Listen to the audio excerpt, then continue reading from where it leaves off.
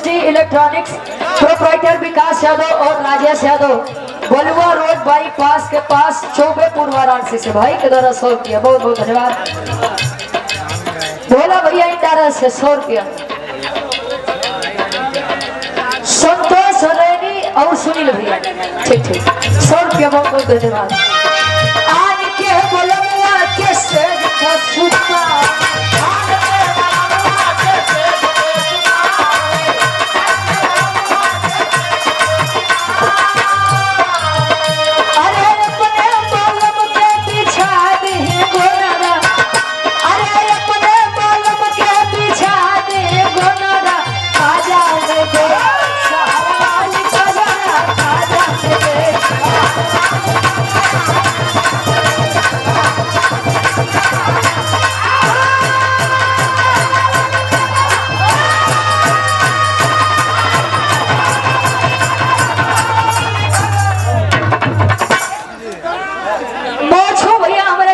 से बाबा हमारे आपके द्वारा 21 रुपया। बहुत बहुत धन्यवाद। बाबा बहुत बहुत धन्यवाद।